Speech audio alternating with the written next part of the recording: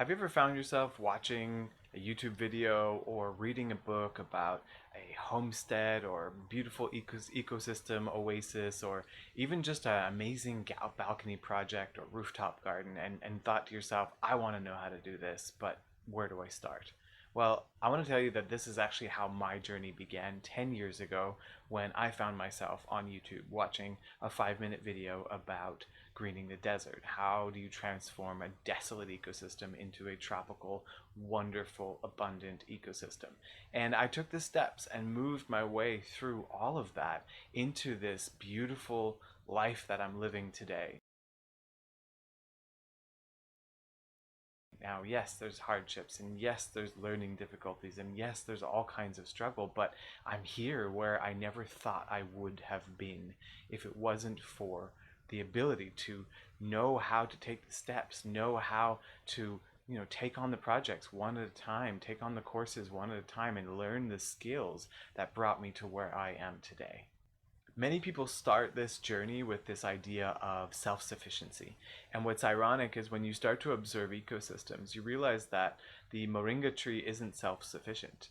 It is got a community of bacteria in the soil that it feeds sugars to in trade for nitrogen that they are pulling from the atmosphere. It is trading, dropping organic matter, which feeds more soil organisms that are going to bring in more nutrients. So there's actually the independence that we think about when we think about self-sufficiency is completely hubris. It's a human misconception. And even if you look back at ancient cultures weren't wholly self-sufficient 100%. They had a basic resilience that was self-sufficiency, and they could subsist and survive with their own products, but they would normally have some kind of a material or art or tool or whatever that they would actually share and trade to other organisms, other ecosystems, other societies and cultures, and so on and so forth. So there's a lot of interconnectedness in this actual reality of self-sufficiency, right? So don't ever dream that you can just run away by yourself in the middle of the woods and make yourself a dream project. You're most likely just going to go crazy in doing so. You may have a beautiful project, but we need people, and we benefit from people together doing it as a community, and the impact is viral. It ripples into the lives and families of others, and this is something that is really beautiful about this ecosystemic analysis or process of interconnected self-sufficiency. It is actually a time of great change in the human psyche, and we are as a species coming to a bigger realization that together we are stronger. It's not divide and conquer like marketing has told us. And that was how I came into this. I graduated from Concordia with a minor in ecology and a specialization in human environment, a geography degree. And I always like to tell people that I got a complementary degree in depression, because when you study the current way of life and the current systems, it is depressing the way that we look at it. We look at life as if there are no solutions for all the problems that humans have created, when in reality, if you look at the research and development that the biology and geology of Earth have provided for us over the last 4.9 billion years, there are thousands of solutions to every problem that we face. I've become addicted to inspiring others, to providing tools, to solving these problems, to moving forward with our designs and our projects, and helping students get their work done and get their projects moving. And when I see students who just last year completed their permaculture design certificate, moved back home to the farm in Senegal, got a job being a director of a green belt edible forest plan in Senegal to plant thousands of trees that are going to be for food, medicine, and firewood and fiber production in a sustainably harvested way. It just, you can't buy that. You can't Google that. You can't. There's nothing that you can do to get that fulfillment other than sharing this knowledge with people and learning this knowledge and implementing this knowledge. Lisa Charbel, one of my students who has gone on to do so much with permaculture, her and her partner Joy El Khoury, they started Jardins Sans Frontières. They immediately, actually halfway through her PDC, got a grant for a project actually in Senegal as well, and where they transformed this small community's garden space from a dry ecosystem where they were able to get barely one crop of vegetables a year. And they created this swale system that passively irrigates. They put mulch in lasagna gardens in the ground, like we learn in the dryland section, and they got 2.5 harvests from that garden in a year where they would normally only get barely even one. So the designs that we've been invited to do and asked to come and help with, for me, have not only been very fulfilling in seeing how they've impacted different communities and different people, but they've also been incredibly informative on my knowledge of dryland systems, on flood-based systems, tropical systems, and cold climate systems as well. I've had some of the most fun. It was actually working in the Dominican Republic. We've been there twice. We helped them reestablish drip irrigation, passive flood irrigation, helped them get a flood management system going on in their own property. And for us, we've gone for large watershed restoration. We've gone for small farm consultation. We consulted a farm in China that was 7,000 hectares of rose production for essential oils, and they had huge pest problems and used massive amounts of pesticides. They had some chickens running around. I said, "Oh, do you let the chickens in the fields?" And they're like, "No." They would destroy the plants. And we looked where the chickens were playing, and there were no plants that were being destroyed. But what you actually noticed was that the soil was way nicer and there were fewer insects on those plants. And so very easily we were able to show them that they can actually double their yield by having a chicken farm. When you see this kind of thing in a business that is a large scale business like this, and you see that moment of change, it can be pretty profound. Through the observation and understanding of ecosystems and the ability to then articulate and share designs and share consultation and share knowledge with people, we can have profound changes on the way that people are living, working, and going through their daily lives, businesses, and so on and so forth in our community. It's incredibly empowering and encouraging and hopeful. One of the biggest barriers that I face and many other people face all the time is this mental barrier that we think we don't have time for something. And what I've learned over the years is that all we actually have is time. Are we just spending it all researching, or are we actually getting done a little bit of the work so that when we do our next stage of research, we have some more information to get a more depth of knowledge from that next stage? Right? So there's a huge element here of watching and learning, and then doing the quizzes or testing the material, trying the technique at home, and then having discussions about how to improve and what you've learned and what you can do better next time. I've taught over 400 students to date, and this has actually been something that we tell our students all the time, is that you need to keep an open mind. They need to keep learning and learn from everything and everyone. It's not just courses online, courses in real life and university of books and so on and so forth, but the experiences that we go through, the passing moments of frustration and chaos around you have so much to teach you. As long as we keep that open mindset and keep observing and learning what's around us, we will learn all the time, and that's part of this process. So when we say we don't have time for something, it's important to think about how do we integrate that into our lives in order to make time for it and to make time work for us in that regard. When I go through this process of learning and we talk about don't make a mistake, or don't make a mistake twice, right?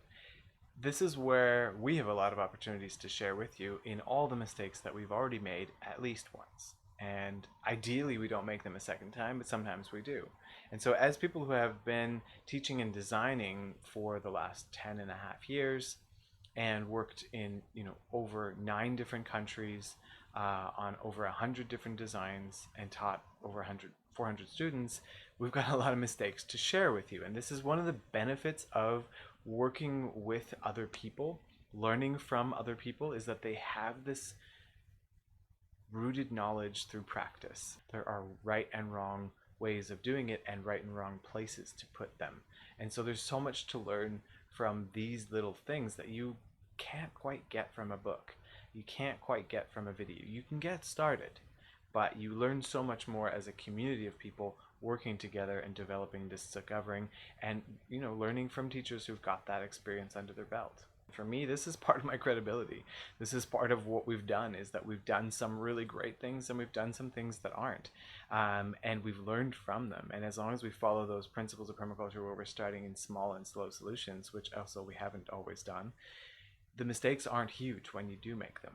So there's so much to gain from teachers that are willing to share those faults and those failings and those shortcomings, and that is something that we offer, is that we have made mistakes and we're going to share them with you so that together we don't make them again.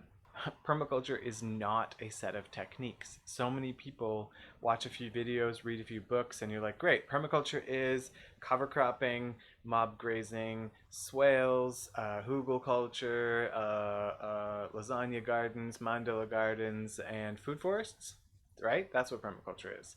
When in fact, none of that is permaculture. It is the result of the permaculture design mindset that has achieved those tools and techniques that are appropriate and abundant in certain circumstances. So there's so much more out there than what we see or from the beginning, and there's so much more yet to become of this design science, because it's up to you to apply it. It's up to us to apply it into every domain that is needing more of a holistic approach. So if you want to do permaculture right, if you want to design properly and adequately and achieve abundant ecosystems that are low maintenance and self-referencing and self-maintained, then we need to know the principles of permaculture. We need to understand the fundamentals of observation. We need to understand the design process and how to incorporate these knowledges and observations into a process of design that when fails happen, when mistakes happen, they grow into the next iteration of that same design that is improving itself over time.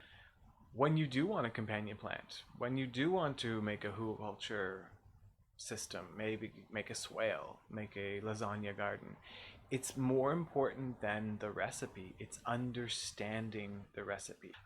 Companion planting needs to have 6 or more species, otherwise it doesn't actually function the way all the studies that show how good companion planting is were made to function. It needs those 6 species in order to do so. And if you don't understand why, then it can be very easy for you just to choose 1 or 2. But when you understand the relationships between those species, relationships between the soil, relationships between the ecosystem, the pest predators, and so on, then it becomes a no-brainer that you cannot ignore. And so when we really want to get into applying self-watering garden bins, rainwater harvesting, flood management, drought management, companion planting, whatever, you name it, you have to learn the principles of those systems and observation of those ecosystems in order to adapt the tool to the specific technique and the application that you want to have for your project. We created this Fundamentals of Permaculture Design course because we wanted to provide people with the tools, the knowledge, the confidence, and the understanding of ecosystems in order to be able to start a project, to begin this learning process.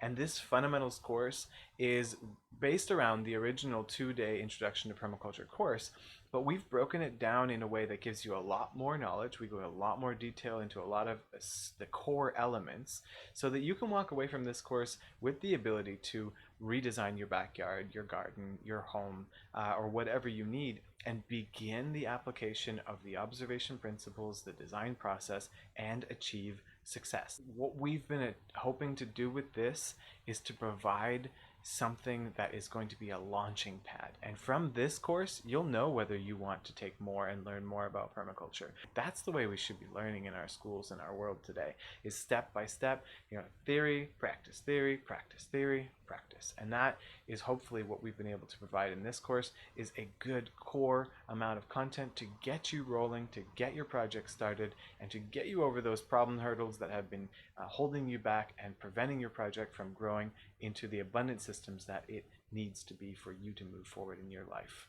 The content of this course is broken down in a way that you can apply it to a rooftop or a balcony, or you can apply it to 100 acres. It's not about techniques, and it's not about the application of them. It's about the observation and design process so that you can evaluate whatever it is that you're doing.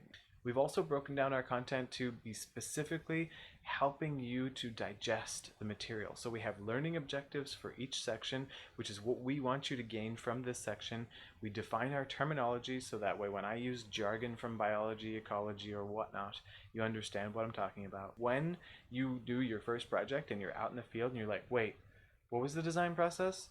When do I use the zones? What is the root cause analysis? These are the things that we've broken down in clear, concise tools that you can have literally printed out so that you know, as an architect has a toolkit, as a contractor has a toolkit, so do you. You have this toolkit. It's got PDFs and videos to help you understand the application of them to better your design process. So we have been able to give you the tools to get started with living soil remediation, right? Provide that natural fertility in your ecosystems. We've given you the tools to be able to choose plants adequately to fulfill the needs of the pollinators, the needs of the trees, and actually build the basic guilds of a food forest. The basics of understanding natural pest control through different pest predators and so on and so forth. We've looked at the ability of water management and how do we design tools into that. And then how do we go through this design process and use this as the core to move forward in learning more and more and applying more and more of our permaculture knowledge. So to be clear, this course is not for everyone. If you want a quick fix, you just want the soil to be better or vegetables to grow and you don't want to learn how it happens, that's not what this is. It's not just a techniques video that you can do this, this, and this, and this. It is about understanding when to do this and how to do this and how to tweak this to work for this reason.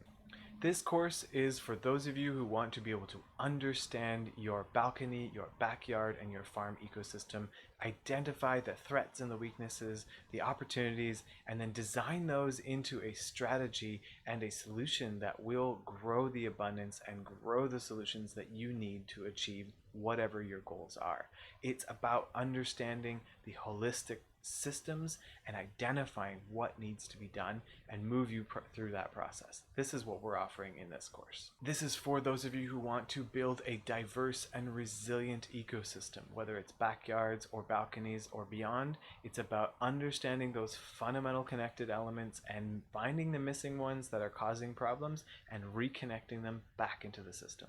If you're still here with me now, then you have an idea of what we want to share with you and what we can share with you. You need to know where you're at and what are the steps along the way to get you there, and that is what we are looking at in this course. How do you get from where you are today and where your dream is, and what are the steps and processes involved in that journey to be able to learn, iterate, make mistakes, learn from them, and make solutions that provide the needs of the ecosystem and the design that you seek. I would like to be that person that helps you take those first steps, to learn from the beginning mistakes that we're all going to make, and it's okay to learn from the mistakes that I've already made and just take those steps towards that homestead, towards that garden, towards that farm or that building or passive solar design that you want to make.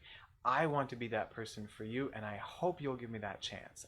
One of the core components of this course is that it is not just a theory course that you watch online and then you have to do some homework and do some quizzes and practice at home. We have a live webinar component that is there to go through the feedback, to share your experiences, to clarify what you weren't sure of, and share your discoveries and your journey. And together as a group of students and teachers, we will learn through all of our experiences, all of our mistakes, and all the different facets and aspects that we bring together as a community of people, a community of change makers growing into our future. Remember, this content is risk-free. If you want to give it a try, if you want to test it out, join up. We've got a money-back guarantee. You can see if it's for you, and that is a great way to get started, and it's part of us honoring this accessible permaculture mission that we have had at P3 for the last 11 years. So take a chance. Click the link below, join up with us, and see if this is what you need to help you take the next steps in your abundant journey of life.